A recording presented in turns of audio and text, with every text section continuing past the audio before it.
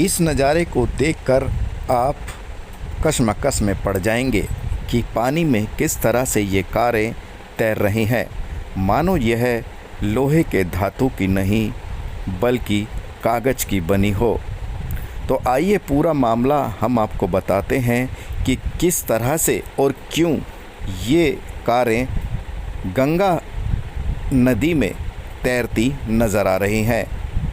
हुआ यूं कि कुछ लोग गंगा के पास बने शमशान घाट में अपने एक रिश्तेदार की अंत्येष्टि के लिए आए थे। आनन फानन में जब गंगा में पानी नहीं था तो अपनी गाड़ियाँ ये गंगा में ही पार्क करके चले गए और उसके बाद 15 मिनट में ही मूसलाधार बारिश होने लगी।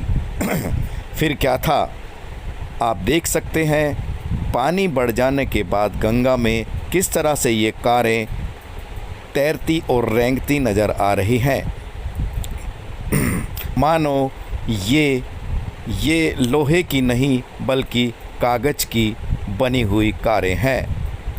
हम आपको बताना चाहते हैं कि इस घटना के पीछे हरिद्वार के प्रशासन और सरकार की लापरवाही भी देखने को मिल रही है। वो इस तरह से है कि जब गंगा के पास ये शमशान घाट बनाया गया है तो यहाँ कुछ कारों और गाड़ियों के लिए एक पार्किंग की सुविधा भी मुहैया करवानी चाहिए। वैसे तो इसके अलावा यहाँ का प्रशासन और उत्तराखंड की सरकार बड़े बड़े दावे और वादे करती है कि हम जनता के लिए और उनके उत्थान के लिए हर संभव कोशिश करेंगे कि उन्हें किसी तरह की परेशानी ना हो, लेकिन इस तरह की यह घटना सरकार और प्रशासन के दावे और वादों की पोल खोल रही है। हम आपको यह भी बता दें कि पूरी तरह से सरकार और प्रशासन की यह जिम्मेदारी नहीं है कि लोगों की पूरी तरह से वो खुद ही रक्षा करें। कुछ तो दायित्व आम लोगों का भी बनता है कि हम किस तरह से अपनी चीज़ को संभाल कर रखें।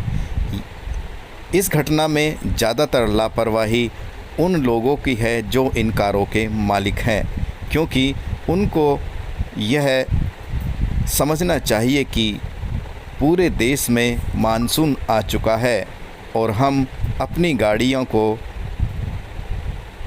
सोच समझकर ही सही जगह पर पार्क करें। अब देखना ये होगा कि यहाँ का प्रशासन इन गाड़ियों को कब तक ढूंढकर और उन्हें अपने कब्ज़े में लेकर इन कारों के मालिकों के हवाले करता है।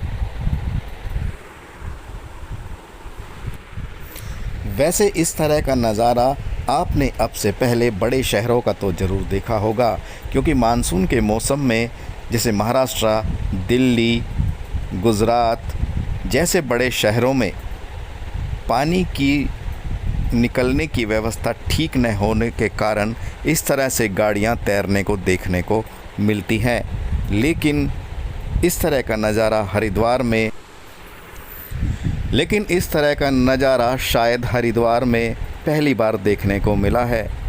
हम हरिद्वार के वासियों को यह बताना चाहते हैं कि आप अब की बार जब भी अपनी गाड़ियों को कहीं पार्क करने की सोचें तो यह देख लें कि कहीं यह सूखी हुई कोई नदी तो नहीं है, या फिर अपनी गाड़ी को ऐसी जगह पर पार्क करें जहां पर बारिश का पानी आने का ख़तरा कम हो।